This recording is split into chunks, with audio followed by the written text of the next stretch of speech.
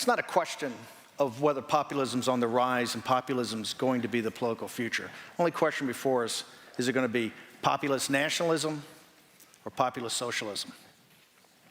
To understand the velocity, the intensity, the depth of the populist revolt on a global basis, we have to go back to the beginning, what Hollywood would call the inciting incident.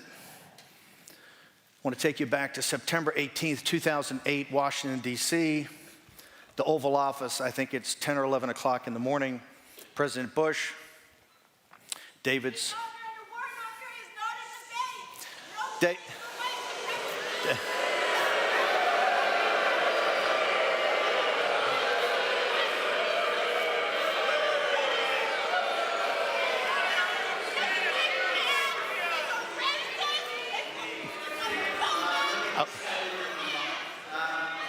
We respect your right to free speech, but we have, if I'm correct, audience, we have 2,800 people who want this debate to go on. So can I have a round of applause, please, for this debate to proceed? Thank you.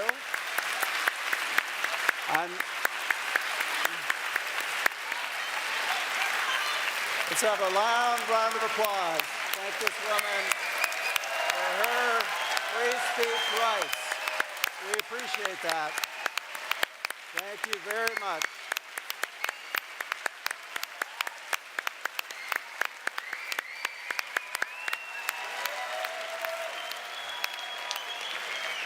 Okay, so if I have your attention on the stage, we're going to follow a policy tonight. This person has been cautioned. If she does not stop, she will unfortunately be asked to leave this debate. So, Madame, it is your decision. You can stay or you can go. What are we going to do?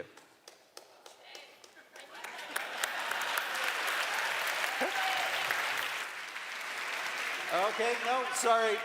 You're still engaging. Officers, we're going to move forward with our plan. If we can please remove the person from the hall.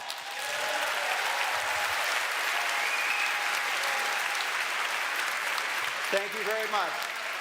A big round of applause for the Toronto Police Services this evening. Fabulous job.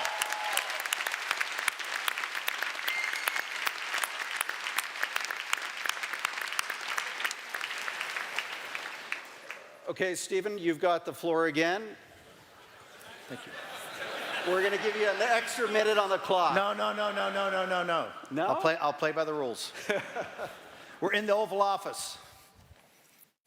Secretary, or head of the Federal Reserve, Bernanke, Hank Paulson, Secretary of the Treasury, walk in, tell the President of the United States, by 5 o'clock this afternoon, by close of business, we need $1 trillion cash infusion into the American financial system. If we don't get it, the American financial system will implode in 72 hours, the world financial system 3 days after that, and we will have global anarchy and chaos. The greatest enemies of the United States, Mussolini, Hitler, Tojo, the Soviet Union, Al-Qaeda, Osama bin Laden. Nobody's ever brought the United States to its knees like that day. Who did that? Who's responsible for that? The populist? Donald Trump? No, the elites. The financial, the corporate, the permanent political class that runs Washington, D.C., that's who did it. What was their solution? To create money and bail themselves out. On the day that happened, the balance sheet of the Federal Reserve was $880 billion. When Donald Trump took the oath of office, January 20th, 2017, it was $4.5 trillion. We flooded the zone with liquidity, just like the Bank of Tokyo, the Bank of England, the European Central Bank. The party at Davos, the elites, bailed themselves out, afraid of some sort of deflationary death spiral. That's not a free bailout. There's a corollary to that. Savings accounts are zero. Pension funds have the biggest gap in history. You can't underwrite a bond in the United States because you only get, for a public school or waterworks, you get 2%. The little guy would bear the burden of that. If you've owned assets, intellectual property, stocks, real estate, hedge fund, name it, in the last 10 years, you had the greatest run in history. For everybody else, a disaster.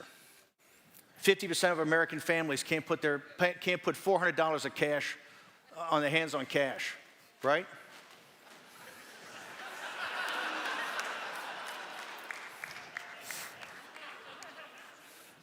I hate the elite, you gotta lay that down there. 60% of our jobs are subsistence jobs. It wasn't Donald Trump, it wasn't the populist.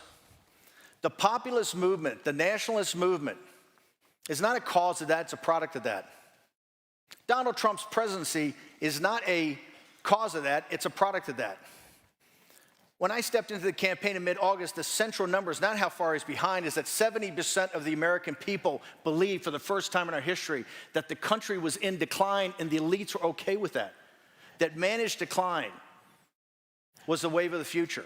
Whether it's in education, the southern border, China, Korea, Iran, our education, our health system. It was Donald Trump that turned that around. It's the party. This is a very tough crowd. We'll have plenty of time to go through this.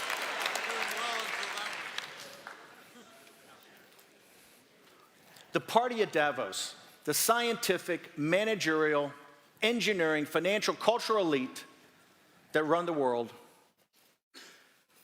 have left a financial wasteland and decoupled from the middle class and the working class throughout the world.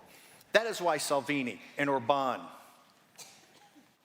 and Brexit and now Bolsonaro, it shouldn't be lost on you the day Captain Bolsonaro is elected is the day Angela Merkel will leave the stage. Trump's economic nationalism doesn't care about your race, your religion, your ethnicity, your color. Okay. I got a whole night to convert you. I saw the 28%. It doesn't. Doesn't matter your gender, doesn't matter your sexual preference. It matters. I said economic nationalism. Work with me. It cares if you're a citizen. Look at the results. Look at the results today. Lowest black unemployment in history, lowest Hispanic unemployment in 30 years? Wages rising across the board, manufacturing jobs coming back. The populist nationalist message and its policies are working in the United States, and it's spreading. The revolt in Europe and now in Latin America. And I get contacted every day from Asia, from Africa, from the Middle East. We're at the beginning of a new political revolution, and that is populism. The only question before us, is it going to be a populist nationalism that believes in capitalism and deconstructing the administrative state and giving the little guy a piece of the action and break up this crony capitalism of big corporations and big government? Or is it going to be a Jeremy Corbyn and Bernie Sanders type of populist socialism? Because the party at Davos and the elites have blown too many calls. Too many existential events. The rise of China, the $7 trillion spent on the wars in Iraq and Afghanistan, the deregulation that led to the financial crisis in 2008, how the financial crisis was bailed out, where we are today in this over-leveraged society. Because as you know, most of you in this room that work in finance, we're heading to another financial crisis. That is the question before us. What form of populism? And I hope tonight that the good people in Toronto will listen with open ears as we debate this topic. Thank you very much.